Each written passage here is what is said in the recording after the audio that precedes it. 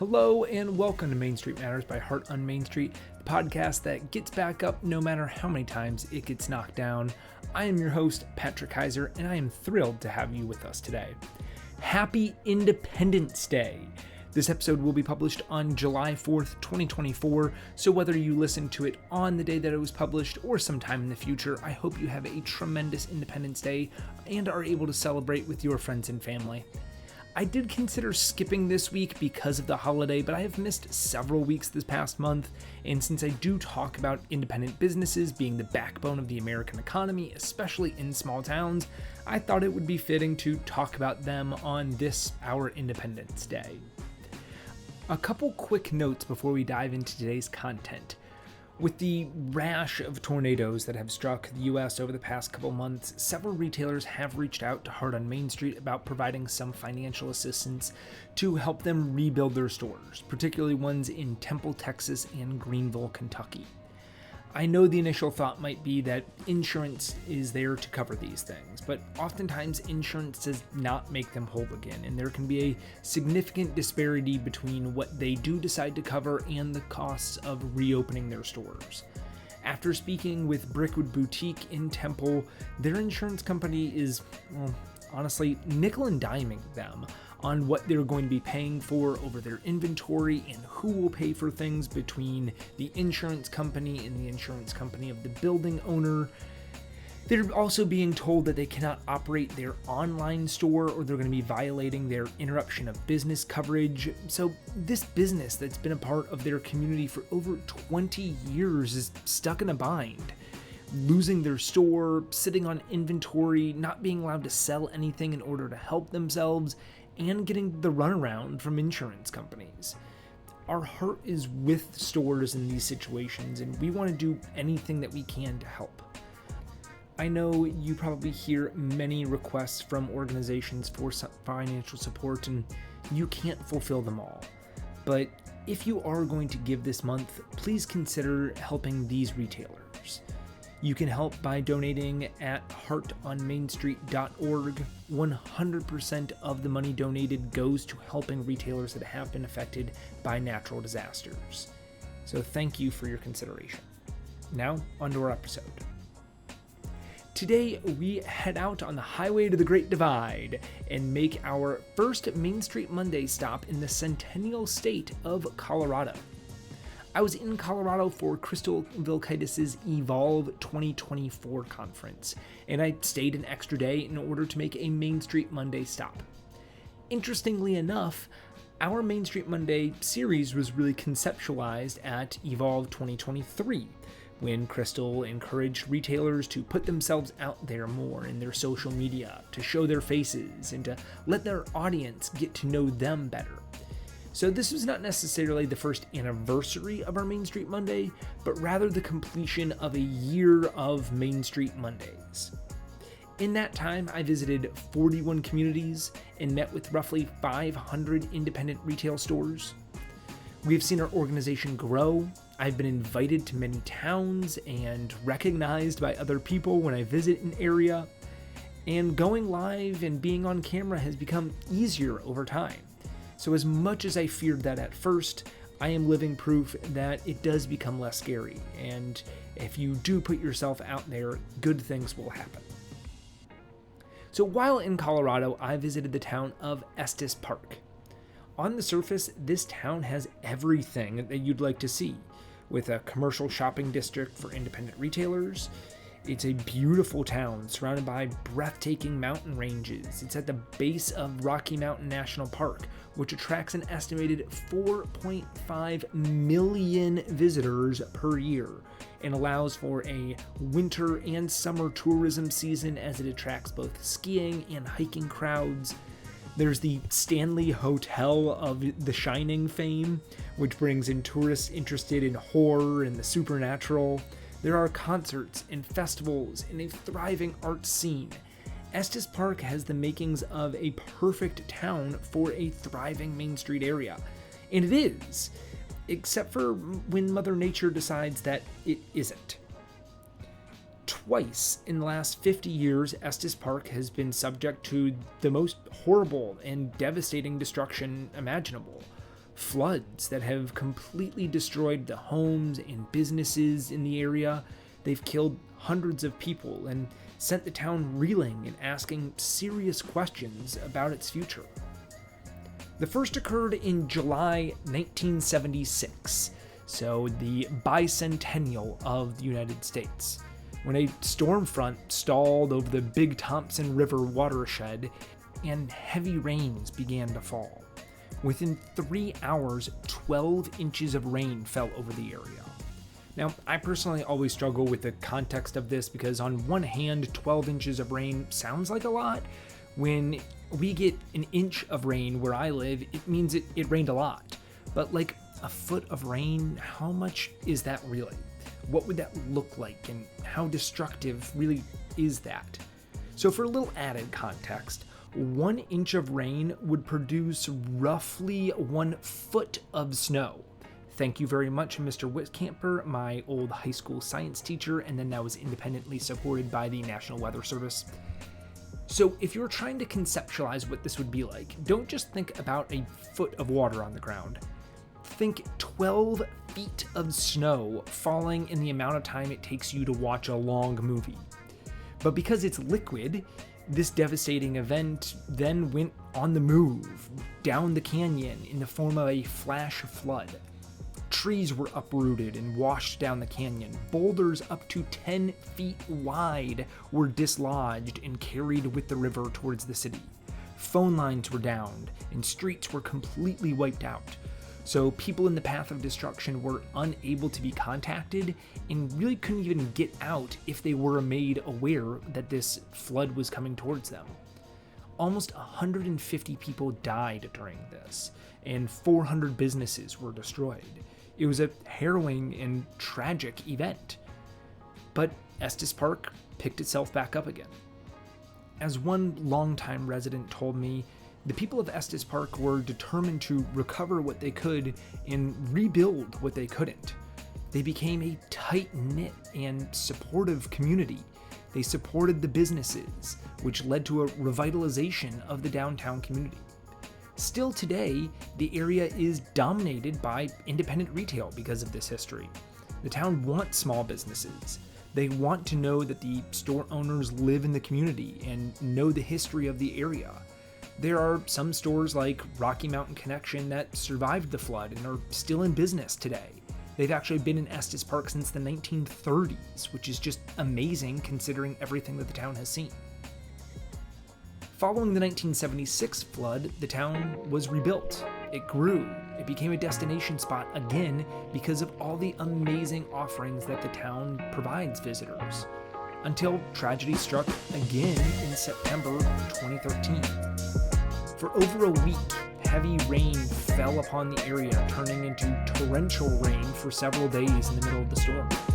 It culminated in what experts called a 500 or 1,000 year flood, so something that only comes every 500 or 1,000 years.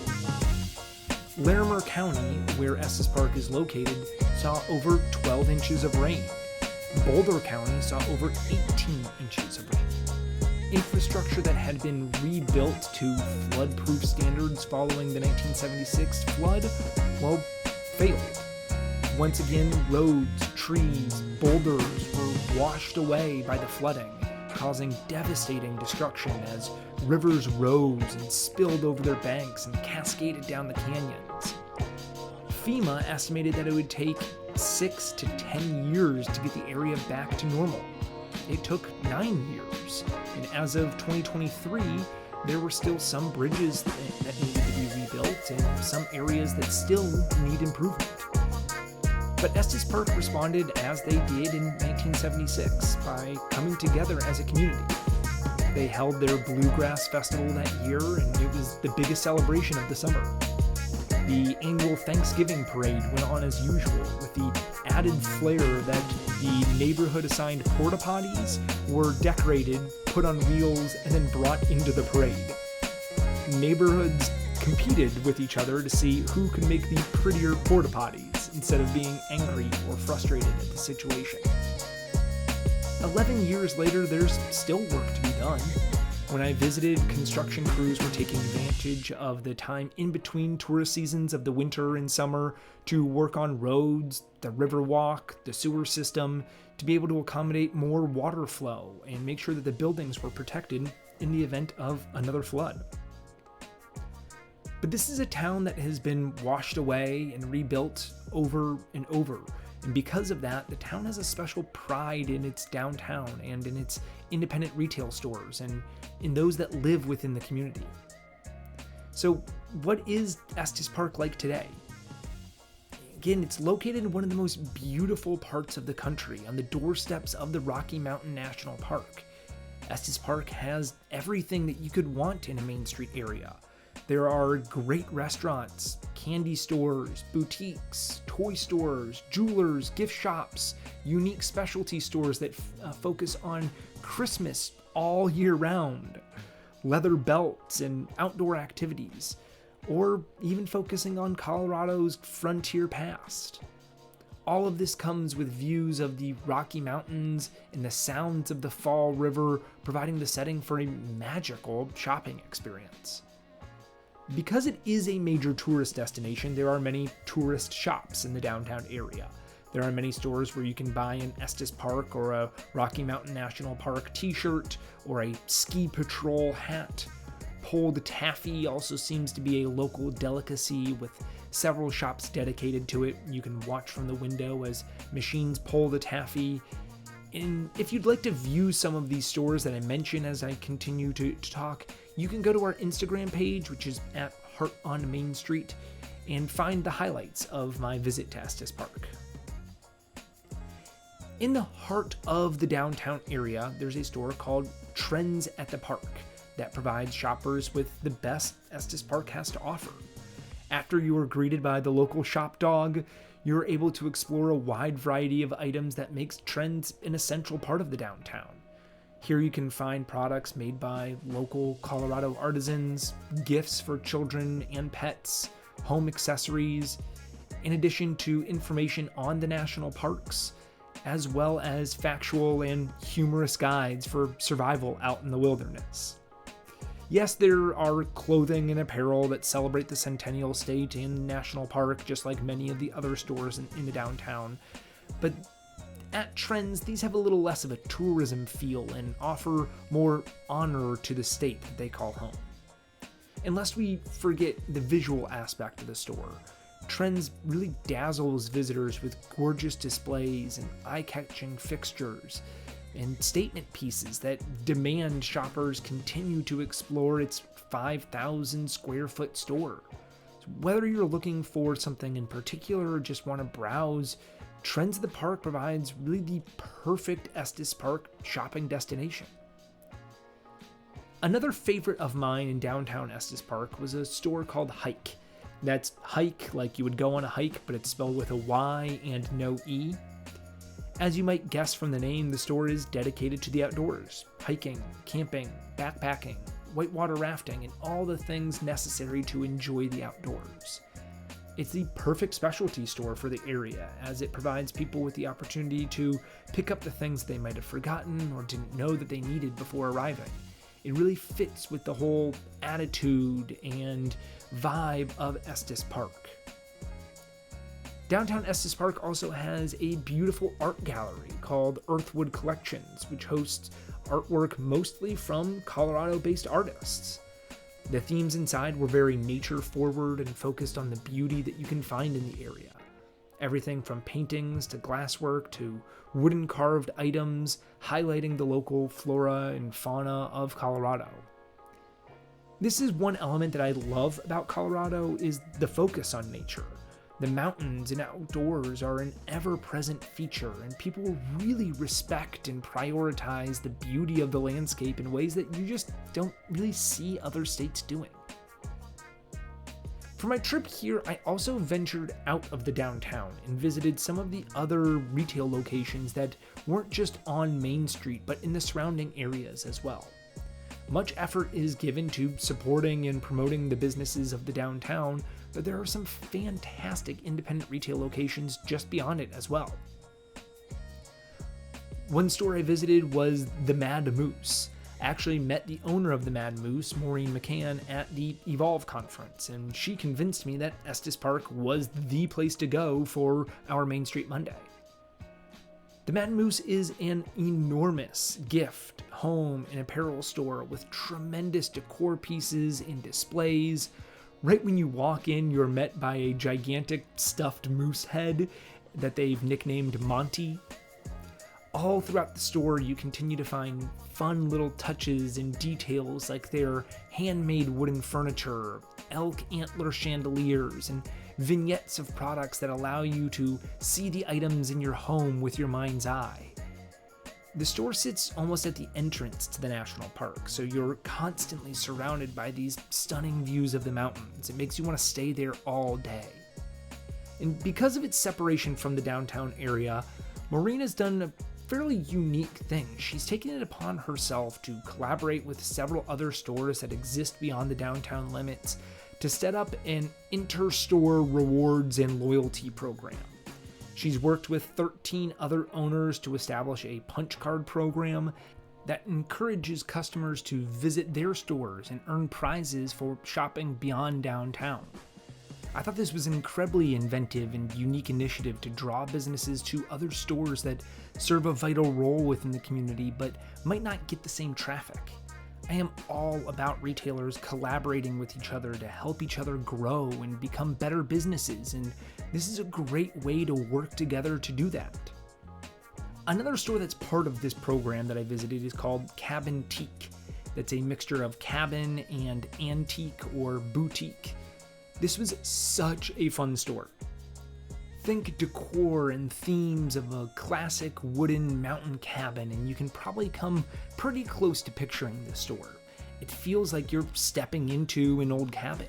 They have antique items and modern items and items that demonstrate the history of Estes Park. The owner said that she'll have people come and donate things from their parents or grandparents that have lived in the area, and she cannot believe what she's been given.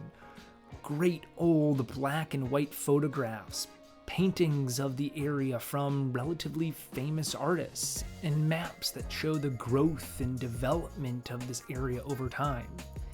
She also has many modern items that fit with this cabin vibe and really create a great atmosphere within the store. Estes Park is a beautiful slice of the country that has tremendous independent retail. It is a place that truly cares for its independent retailers and thinks of the community first and foremost. Looking at it now, it's hard to imagine the devastation that the town has gone through over the last 50 years, but these tragic events have only brought more resiliency to the area and created a stronger community. It's easy to see why this Main Street and the independent retailers of the community are thriving. Next week, we will continue our Shop Talk series with Kara Poliner of Ely Mercantile in Ely, Minnesota. Kara is in full summer swing, so we will check in with her to see how her store is faring in its first busy season and what she's learned so far about running her first retail store. This episode was written, produced, researched, and edited by me, Patrick Kaiser. I hope you enjoyed this as much as I enjoyed bringing it to you. Stay safe, shop small, have a great 4th of July, and I will see you all next week.